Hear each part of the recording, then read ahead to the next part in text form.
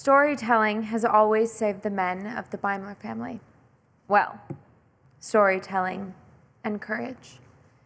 In 1933, the grandfather of our very own Hans Beimler III, named Hans Beimler I, was a communist labor leader elected to the German Reichstag in that same year that Adolf Hitler became that country's chancellor. Hans, whose hatred of the Nazis was as great as his temper was lousy, decided to throw an ashtray at Heinrich Himmler in the middle of a Reichstag speech, and pretty soon found himself interned at Hitler's new prison camp. It was called Dachau. There, in his first act of storytelling, under extreme duress, Hans somehow managed to convince the Dachau guards that he was one of them, when in fact he had recently killed one of their co-workers and simply donned the guy's uniform. The bluff worked. Hours later, Hans became the first prisoner in the history to escape that infamous camp. He wound up in Spain, fighting the civil war there, but his son, Hans Beimler II, was sent to a German nunnery to be indoctrinated into the Nazi culture. It wasn't a good fit.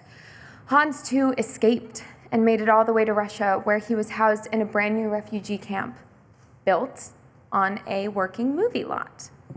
Hans II's bunk, in fact, was not far from a stage on which Sergei Eisenstein was shooting. Just 12, and knowing absolutely nothing about film production, Hans II somehow talked his way into a job as a film loader, an act of brazen bullshit that saved his life.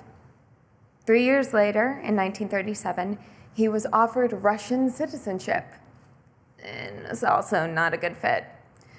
So Hans II walked across Europe, a trip of 2 years, arriving in Spain only to discover that his father, Hans I, had perished there. In recognition of Hans I's service, Spain's president put Hans II on a steamer heading west just as Franco's army was marching up the palace steps. A miraculous kindness. Hans II, now a teen, arrived in Mexico City penniless, but he got his hands on a Leica camera, started taking photographs, again, storytelling, and within a few years had built the largest commercial production facility in all of Mexico, which is how he could afford to marry and have a child, my friend, Hans III. Raised in that production house, this Hans had film in his blood. He studied in America, got a job shooting industrial films for Arm & Hammer, then became a second on a low-budget horror movie in which the Loch Ness Monster arose out of Lake Tahoe. He crewed for Ron Howard, John Schlesinger, Michael Ritchie. Then he started writing and built a career that spanned dozens of shows and hundreds of hours of television. And along the way, he married, had kids of his own, including Hans Beimler IV. And names appear to be the only department in which the Beimler family lacks imagination.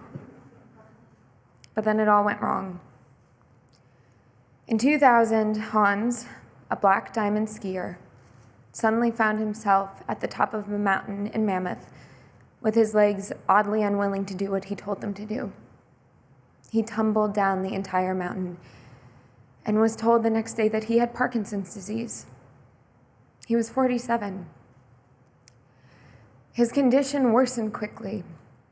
Some meds made him a little better. Many made him profoundly worse. By 2012, his marriage had fallen apart and his career was floundering. Managing his illness had become a full-time job. In 2016, Hans IV, who by then had become a second AD and part-time cameraman naturally, began begging the NPTF to find a place for his father. Despite never before allowing a resident any younger than 70, the NPTF admitted Hans at the age of 64.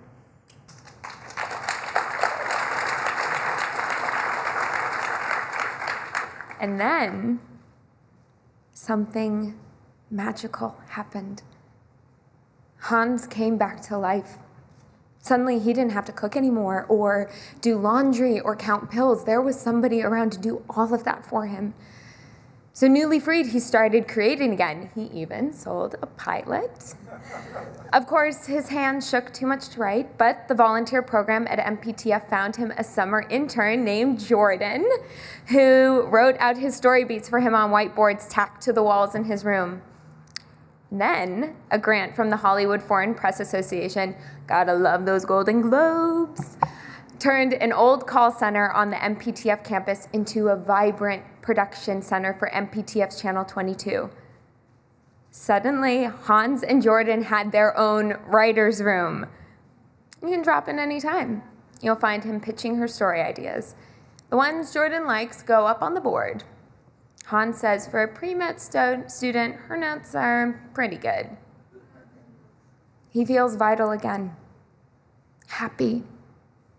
He has 2 ideas for Channel 22 itself that he'll be writing soon. He has also begun dating recently. Hans likes to say, "This place made me a better man. It saved me."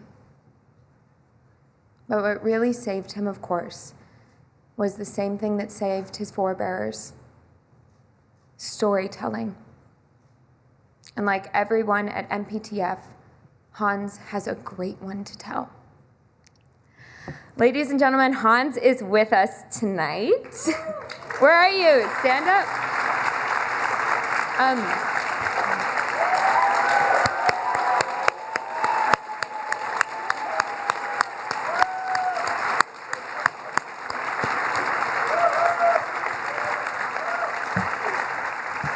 You know, I have to tell you, a volunteer who knows you very well told us that one of your favorite films is Happy Death Day. Oh, I'm sorry, I read that wrong. It's Jaws. We thought that you might enjoy this small gift as a way to thank you for sharing your story with us tonight. It is a copy of a book about the making of Jaws, signed by none other but the Steven Spielberg, for you.